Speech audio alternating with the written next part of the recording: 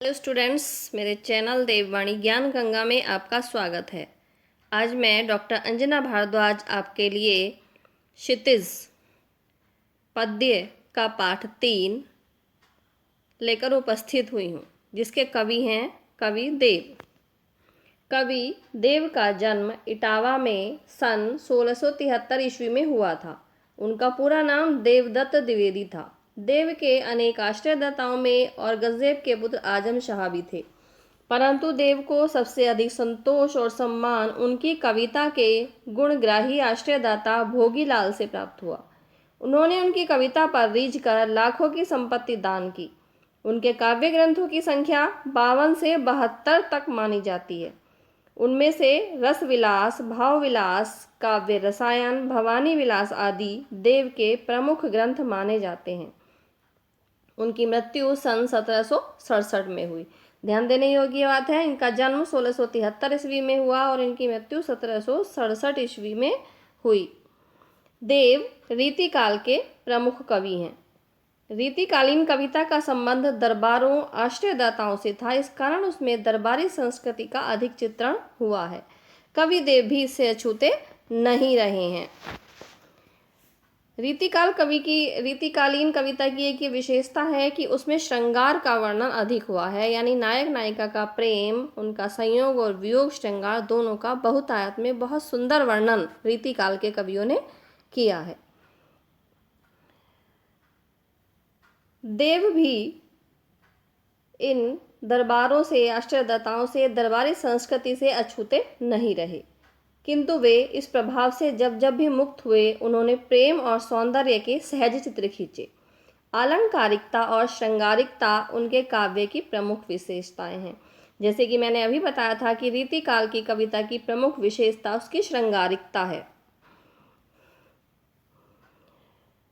शब्दों की आवृत्ति यानी कि बार बार दोहराना के जरिए नया सौंदर्य पैदा करके उन्होंने सुंदर ध्वनि चित्र प्रस्तुत किया है। यानी कि देव की कविता को पढ़कर हमें ऐसा लगता है कि जैसे साक्षात वे यह सब घटनाएं जो उन्होंने अपनी कविता में वर्णित की हैं, हमारी आंखों के सामने घटित हो रही हैं। इसी को कहते हैं शब्द चित्र या ध्वनि चित्र। यहाँ संकलित कवित्त सवैयों में एक और जहाँ रूप सौंदर्य का अलंकारिक चित्रण देखने को मिलता है, वहीं दूसरी ओर प्रेम और प्रकृति के प्रति कवि के भावों की अंतरंग अभिव्यक्ति भी है। यानी कि प्रेम और प्रकृति के प्रति कवि के मन में जो भाव थे, उनकी अभिव्यक्ति हुई है। पहले सवैये में कृष्ण के राजसी रूप सौंदर्य का वर्णन है, जिसमें उस युग का सामंती वैभव झलकता है। यानी कि जिस युग में कवि देव ने जन्म लिया, उस समय सामंतवादी युग था, और जो कृष्ण का उन्होंने राजसी रूप सौंदर्य वर्णन किया है, उसमें उस तत्कालीन सामंती वैभव की झलक दिखाई देती है। दूसरे कवित्व में बसंत को बालक के रूप में दिखाकर प्रकृति के साथ एक रागात्मक संबंध की अभिव्यक्ति हुई है। तीसरे कवित्व में पूर्णिमा की रात में चांद तारों से भरे आकाश की आभा का वर्णन है। चांदनी रात की कांति को दर्शाने के लिए देव दूध के फेन जैसे पारदर्शी बिंब काम में लेते हैं। यानी कि चांदनी रात की कांति को दर्शाने के लिए उन्होंने दूध का फेन जैसे उदाहरण इसमें उपमा के रूप में लिए हैं, जो उनकी काव्य कुशलता का परिचायक है।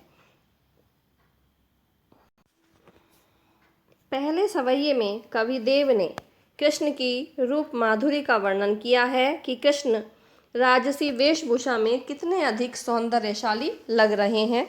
तो आइए कवि देव का इस खूबसूरत सुंदर से वर्णन को पढ़ते हैं। पायनी नुपुर मंजू बजई, कटी किंकनी की धुनी की मधुराई, सांवरे अंग लसे पटपीत, हिये हुल से वनमाल सुहाई, माथे किरीट बड़े दृग चंचल, मंद हंसी मुख चंद जुन्हाई, जय जग मंदिर दीपक सुंदर, श्री ब्रजदूलय देव सहाई। बहुत सुंदर उपमा और रूपक अलंकार का यहाँ प्रयोग किया है कवि देव ने। पायनी यानी कि पैरों में, नुपुर पजेब, मंजू सुंदर, बजई बज रही हैं। श्री कृष्ण के पैरों में, पायनी यानी कि पैरों में, सुंदर मंजू यानी कि सुंदर, नुपुर पाजेब, बजई बज रही हैं। श्री कृष्ण ने अपने पैरों में जो पाजेब पहन रखी हैं, वह बहुत अधिक सुंदर हैं और वो मधुर आवाज़ में बज रही हैं।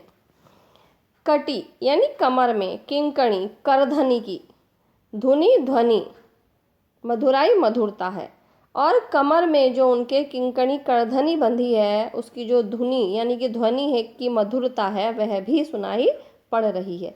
अर्थात कृष्ण ने अपने पैरों में सुंदर पाजेब पहन रखी हैं और उनकी कमर में जो करधनी बंधी हुई है उससे भी मधुर ध्वनि निकल रही है। सांवरे अंग, श्री कृष्ण सांवले रंग के हैं। सांवले सलोने शरीर पर लसई सुशोभित है। पट यानी कि वस्त्र पीता है पीले रंग का।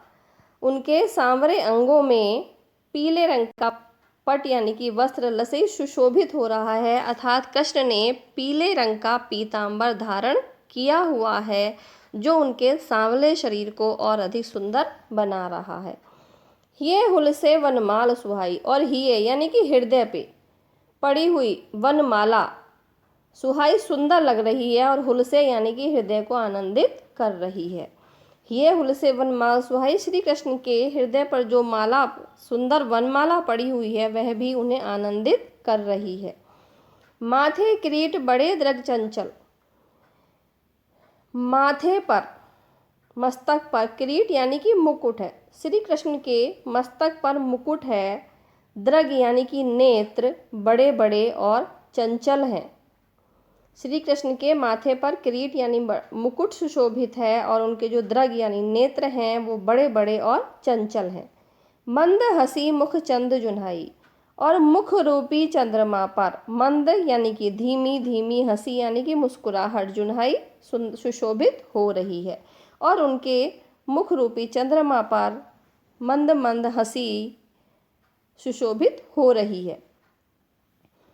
जय जग मंदिर दीपक सुंदर, श्री ब्रज धूले देव सहाय। कितनी सुंदर उपमा है कि यहाँ पर कृष्ण को संसार रूपी मंदिर का सुंदर दीपक बताया गया है।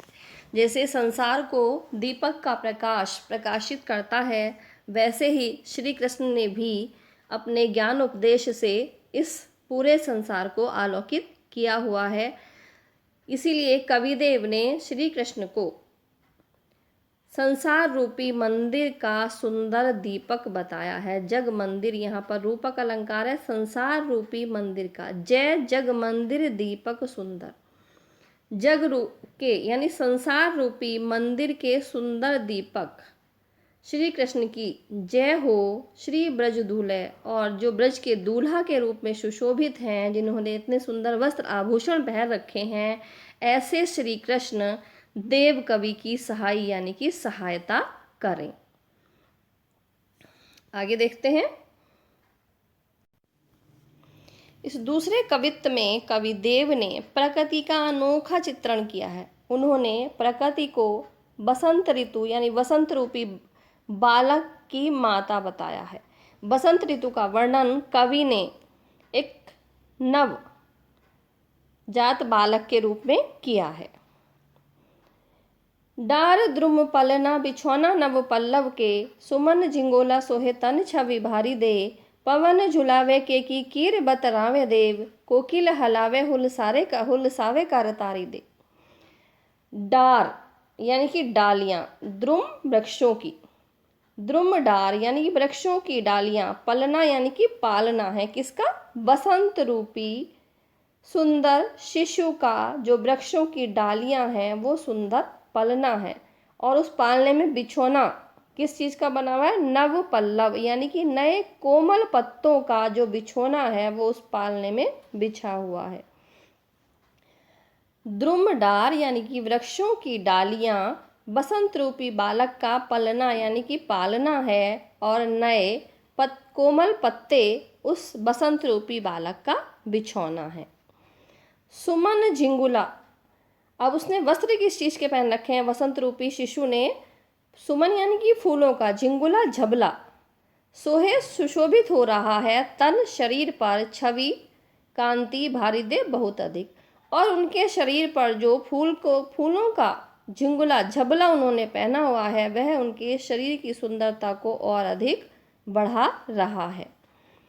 पवन झुलावे के की कीर बतरावे देव। अब बसंत रूपी बालक का पालना भी है, बिछौना भी उसमें नए पत्तों का लगा हुआ है, फूलों का सुंदर झबला जो उनके शरीर की शोभा को बढ़ा रहा है वह भी उन्होंने पहना हुआ है। तो अब ये बताया गया है कि उस पालने को कौन झुला रहा है। पवन झुलावे, बसंत रूपी बालक के पालने को पवन यानी कि वायु, हवा झुलावे झुला रही है, अर्थात वायु के चलने से जो वृक्षों की डालियां हिल रही हैं। तो कवि यह कल्पना करता है कि मानो बसंत रूपी बालक का जो पालना है वो हवा उसे, पवन उसे झुला रहा है।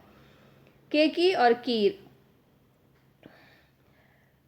तोता और मैना बतरावे बातें कर रहे हैं। कवि देव कहते हैं कि तोता और मैना उस बसंत रूपी बालक से बातें कर रहे हैं, अर्थात वसंत ऋतु है, प्रकृति में वसंत ऋतु फैली हुई है, चारों ओर वृक्षों पर नए कोमल पत्ते आए हुए हैं, चारों ओर सुंदर सुंदर फूल खिले हुए हैं, तोता, मैना और मोर की आवाज़ सुनाई दे रही है। तो कवि देव ये कल्पना करते हैं कि बसंत रूपी बालक का जो पालना है वह हवा उसको झुला रही है और कोयल और तोता जो है वह मानो उससे अपनी आवाज़ में बातें कर रहे हैं।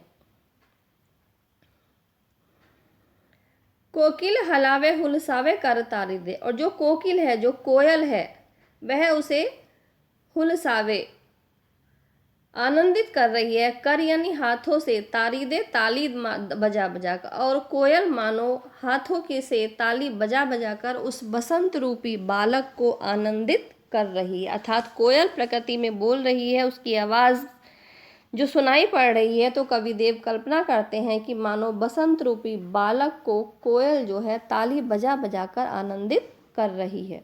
अब बालक है, शिशु है, तो कोई ना उसको नज़र भी लग सकती है, तो उसकी नज़र भी उतारी जाएगी। तो कवि देव प्रकृति में बसंत रूपी बालक की नज़र उतारने के लिए बता रहे हैं।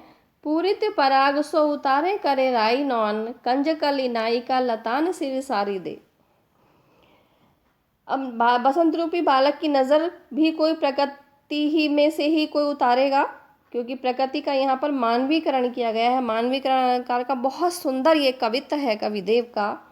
अब नज़र किससे उतार रहे हैं? पूरित पराग सो। अब नज़र वैसे उतरती है नमक और राई से, नौन यानी नमक और राई यानी राई से। नमक और राई क्या है प्रकृति में?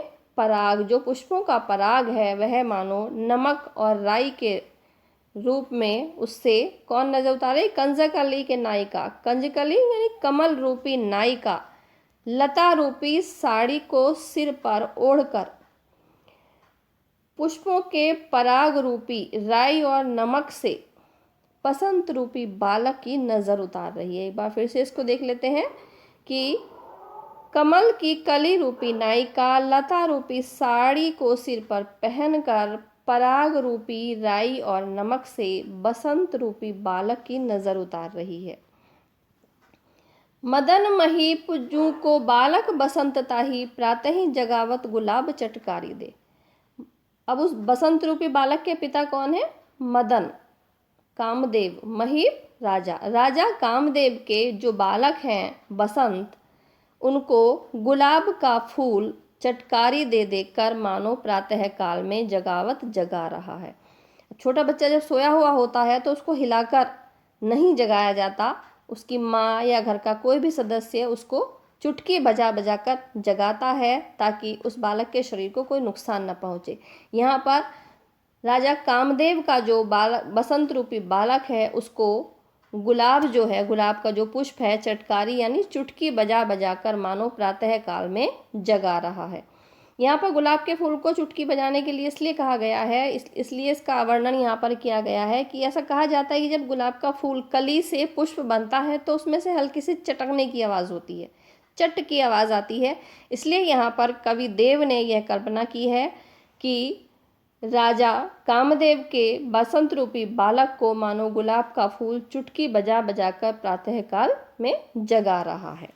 तो स्टूडेंट्स, इस वीडियो में केवल इतना ही। अगर आपको यह वीडियो पसंद आई हो तो प्लीज़ कमेंट बॉक्स में जाकर कमेंट अवश्य करें, और इससे आगे का भाग प्राप्त करने के लिए आप मेरे चैनल देववाणी संस्कृत को सब्सक्राइब करना न भूलें। धन्यवाद।